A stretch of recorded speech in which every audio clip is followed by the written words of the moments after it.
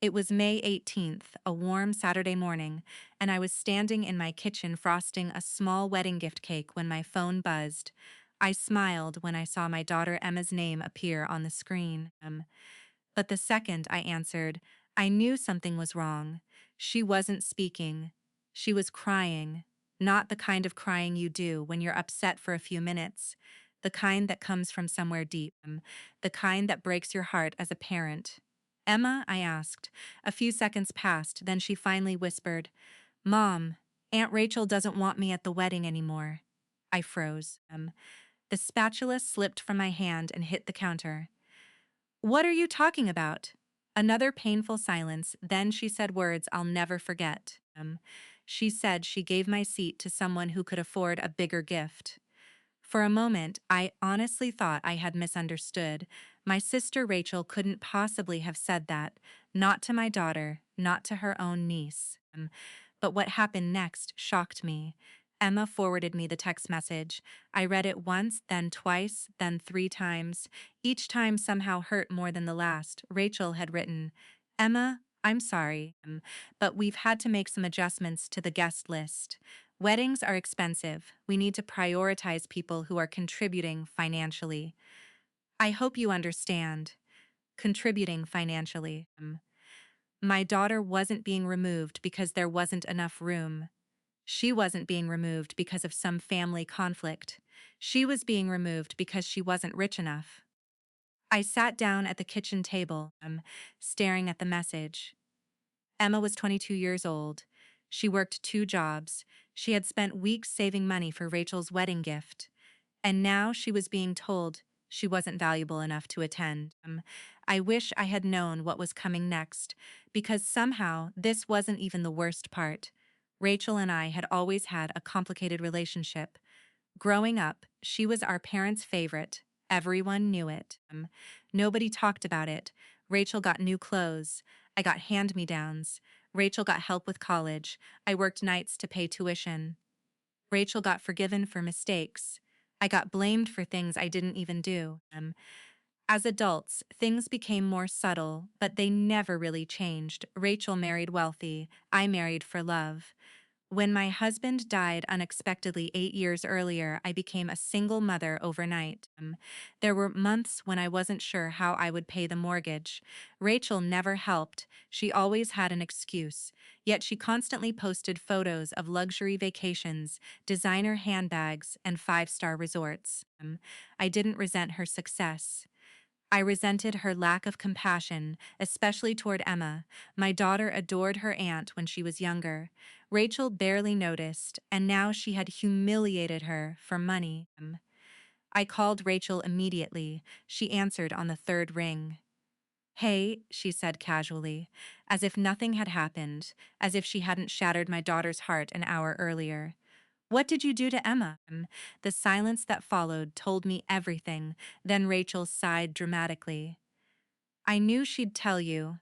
Tell me what? That you kicked her out of your wedding? Don't make it sound like that. Then explain it. Her voice hardened. We had to make adjustments. No, you made a choice. Rachel laughed, actually laughed. Weddings cost money, Sarah. The way she said my name made my stomach twist. Like I was stupid for not understanding, like basic decency was somehow unreasonable. Then she said something that changed everything. Honestly, Emma wasn't contributing much anyway. I felt my face burn. She's your niece? And? I couldn't believe what I was hearing. Rachel continued. Do you know how much some guests are giving us? Thousands. Some people are helping cover expenses. I gripped the phone tighter. So you're selling invitations now? Don't be dramatic. I'm being dramatic. Look, Sarah, this wedding is an investment. An investment. I nearly dropped the phone. Not a celebration, not a marriage. An investment. That was the moment I realized something. Rachel wasn't simply being selfish. She was desperate, and I didn't yet know why. A few days later, I attended our mother's birthday dinner. Rachel was there. So was nearly everyone in the family. The atmosphere felt strange, tense, like everyone knew something, but nobody wanted to say it out loud. Then my cousin Melissa pulled me aside. Have you talked to Rachel lately? I laughed bitterly. Unfortunately. Melissa glanced around the room before lowering her voice. She's asking people for money. What? Big money. That got my attention. Melissa explained that Rachel had been pressuring relatives to contribute toward wedding expenses, not gifts, cash, several $1,000s from some family members, more from others. I stared at her. You're serious? Melissa nodded. Very. Then she showed me screenshots, and suddenly everything started making sense. Rachel wasn't removing guests because of limited seating. She was removing people who weren't paying enough. The wedding had become a fundraising event. What I discovered next left me speechless. Over the following week, I started receiving calls, family members, friends. Even people I barely knew, everyone had similar stories. Rachel had created different donation tiers, different levels of access. Higher paying guests received exclusive pre-wedding events, premium seating, special recognition. The more money someone gave, the more important they became. I couldn't believe it, neither could most of the family. But people kept paying because Rachel had spent years building an image. The perfect successful sister, the perfect bride, the perfect social media life. Nobody wanted to be excluded. Nobody wanted to be publicly embarrassed. Then my mother called me, and that conversation changed everything. Sarah, she said quietly, I need to ask you something. Something about her tone worried me. What is it? A long pause. Then she spoke. Rachel wants me to take out a loan. I sat straight up. What? A large one? How large? When she told me the amount, my heart nearly stopped. It was more money than my mother had in savings. More money than she could realistically repay. Rachel wanted our 72-year-old mother to risk her retirement for a wedding. I couldn't believe it. Actually, that's not true. By then, I absolutely could. Because I was finally seeing Rachel clearly. For years, I had made excuses for her behavior, so had everyone else. Not anymore. I drove to my mother's house that evening. When I arrived, she looked exhausted. Worried, smaller, somehow. We sat at the kitchen table where we'd shared countless family meals over the years. Then she admitted something painful. Rachel had been pressuring her for months. Guilt, manipulation, emotional blackmail, anything necessary to get money. And my mother was terrified Rachel would cut her out of the wedding if she refused. Imagine that. A mother afraid her own daughter would punish her. I thought that was the worst part. I was wrong. 2 nights later, Emma came over for dinner. She seemed quieter than usual. I asked if she was okay. At first, she said yes. Then she broke down. Agon. Mom, she whispered. There's something I didn't tell you. My stomach dropped. What? She handed me her phone. The messages made my blood run cold. Rachel hadn't just removed her. She had mocked her. In private messages to several relatives, she had called Emma a financial burden, a sympathy invite, dead weight. I stared at the screen, unable to breathe, unable to think. My daughter had done absolutely nothing wrong, and Rachel was treating her like trash. That was the moment something inside me changed. For years, I had stayed quiet. For years, I had protected family peace. For years, I had accepted disrespect. Not anymore. Rachel wanted money. Rachel wanted status. Rachel wanted everyone to believe she was untouchable. She had no idea what was coming. Because while she was busy counting donations and planning seating charts, a secret was quietly making its way toward the wedding day. A secret that could destroy everything she had built. And I was about to discover it. The next morning, I couldn't stop thinking about those messages. Every time I looked at Emma, I felt angry all over again. Not because she had been excluded, because she had been humiliated. There is a difference. Being left out hurts. Being treated as worthless leaves scars. I knew Rachel's behavior wasn't normal. People don't suddenly become this obsessed with money unless something else is happening underneath. And I was determined to find out what it was. A week before the wedding, my cousin Melissa called me. The second I answered, I knew she had news. Sarah, are you sitting down? My heart immediately started racing. Why? Because I think I know where all the money is going. For a moment, neither of us spoke. Then she told me everything. One of her friends worked at a financial firm that had previously handled some business matters for Rachel's fiancé, Daniel. Nothing confidential had been shared. Nothing illegal. But people talk, and according to multiple sources, Daniel wasn't nearly as wealthy as Rachel claimed. In fact, he was drowning in debt. I sat in stunned silence, Melissa continued. The luxury lifestyle, the vacations, the designer purchases. Yeah, most of it was financed. My jaw dropped. Suddenly, everything started making sense. The endless requests for money, the pressure, the desperation, the donation tears, the obsession with expensive gifts. Rachel wasn't trying to create a dream wedding. She was trying to cover a financial disaster. Looking back now, that was the moment everything started. Over the next few days, more information surfaced. Family members began comparing stories. Different versions Rachel had told different people, different excuses, different financial emergencies. None of them matched. The lies were starting to collapse under their own weight. Then something happened that changed everything. 3 days before the wedding, Daniel called me. I nearly didn't answer. We had never been particularly close, but curiosity got the better of me. Hello, his voice sounded exhausted. Sarah, can we talk? Immediately, I knew something was wrong. We agreed to meet at a coffee shop later that afternoon. When I arrived, Daniel looked nothing like the confident man I'd seen in Rachel's social media posts. He looked stressed, worried, almost defeated. After a few minutes of awkward conversation, he finally got to the point. I owe you an apology. I frowned. For Emma.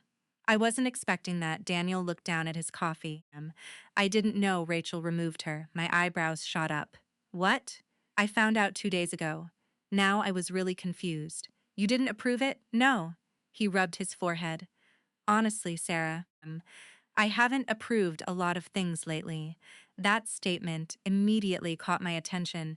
Then he revealed something shocking. Rachel had been handling nearly every wedding decision herself. Guest lists, finances, payments, donations, everything. Daniel thought family members were voluntarily helping. He had no idea she was pressuring people, demanding money, or excluding relatives. I sat there speechless. Then Daniel said something I'll never forget. I think I've made a terrible mistake. For the next hour, he told me everything: the debt, the hidden credit cards, the unpaid loans, the luxury purchases. The financial secrets Rachel had concealed far more than anyone realized, including from him, and then he showed me proof. I stared at the documents in disbelief, thousands upon thousands of dollars. Some accounts were maxed out, others were overdue. The picture Rachel painted online was completely fake. She wasn't rich, she was pretending to be rich, and she was using family members to keep the illusion alive. I never expected those words to change my life, but they did, because at that moment I stopped seeing Rachel as powerful. She wasn't powerful. She was terrified. The wedding arrived 2 days later, and the entire family could feel the tension. People smiled for photos. They chatted politely. But beneath the surface, everyone knew something was wrong. Rachel, meanwhile, acted like a celebrity. She floated around the venue, greeting wealthy guests, thanking people for their generosity, showing off expensive decorations, pretending everything was perfect. Emma wasn't there. That hurt. Even knowing what we knew, it still hurt, because she should have been there.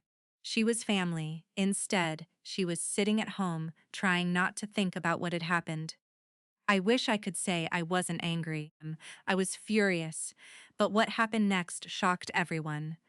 About 30 minutes before the ceremony, I noticed Daniel standing alone near one of the side entrances.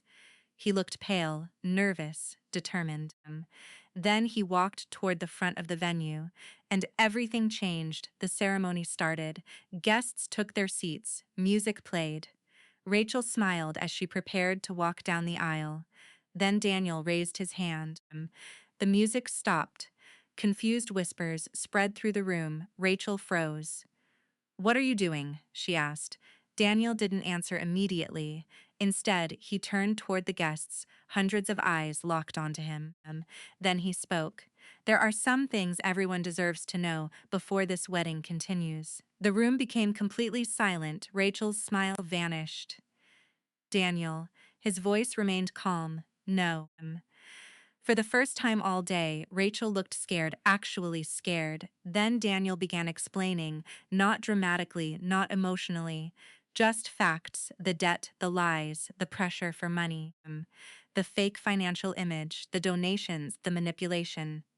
One by one, every detail, gasps spread throughout the audience. People looked at each other in disbelief. Several relatives immediately recognized parts of their own experiences.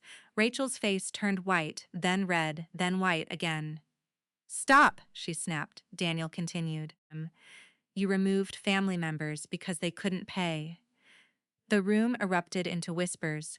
Rachel looked around desperately, reaching for support, finding none. Then Daniel delivered the final blow. "The person you removed was your own niece." A woman near the front audibly gasped. Someone else muttered, "Unbelievable." Rachel tried defending herself, tried explaining, tried blaming costs, expenses, stress, anything. But nobody was listening anymore because the truth was finally visible. And once people see the truth, they can't unsee it. I thought that was the end. I was wrong, because then my mother stood up, slowly, quietly, but with more strength than I'd seen in years. The entire room turned toward her. Rachel looked relieved for a split second. She thought our mother would defend her. Instead, my mother said something nobody expected. Sarah was always the stronger daughter. The room froze, including me. My mother continued. "For years I ignored things I should have addressed." Rachel's expression collapsed. I made excuses. Tears formed in my mother's eyes, and I hurt people because of it. The silence felt overwhelming. Then she looked directly at Rachel. "No more." Simple words, but devastating. Years of favoritism ended in that moment. Years of denial, years of excuses. Gone. Rachel looked completely stunned, like reality had finally caught up with her, and there was nowhere left to run. The ceremony never happened. Guests began leaving, some quietly, some angrily. Several demanded explanations, others demanded money back. Rachel's carefully constructed image shattered in a single afternoon. And it happened because of her own choices, not because anyone targeted her, not because anyone lied about her, because the truth finally came out. What happened afterward was almost unbelievable. Within weeks, people stopped enabling Rachel. No more loans, no more handouts, no more pretending. For the first time in her life, she had to face consequences. Real consequences. Several months later, she sold many of the luxury items she had spent years showing off online. The expensive image disappeared. The endless bragging stopped. The social media perfection vanished. Reality finally replaced performance. As for Daniel, he walked away, not because of the debt, not because of the wedding disaster, because of the deception. Trust had been broken, and some things can't be repaired. The best part came a few weeks later. Emma received a handwritten letter, not from Rachel, from my mother. Inside was an apology, a real one, the kind that comes from genuine regret. My mother admitted she should have defended Emma immediately. She should have spoken up sooner. She should have protected family instead of appearances. Emma cried when she read it, so did I, because healing had finally started. Not perfectly, not instantly, but honestly. A year later, our family looked very different, smaller, healthier, more genuine. The people who truly cared remained close. The people who only cared about money drifted away. And strangely enough, that was exactly what we needed. Sometimes people think revenge means destroying someone. It doesn't. The most satisfying revenge is when the truth walks into the room and does the work for you. Rachel spent years building a life around appearances. She measured people by what they could give her. She treated love like a transaction. She treated family like a bank account. In the end, those choices cost her far more than any wedding ever could. And the daughter she called unimportant, the one she removed for money?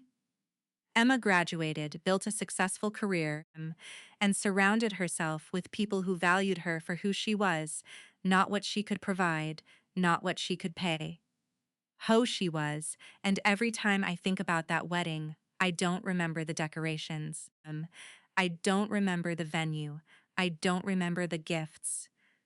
I remember the moment the truth finally came out, because that was the day my daughter learned her worth, and that was the day I stopped being my sister's victim.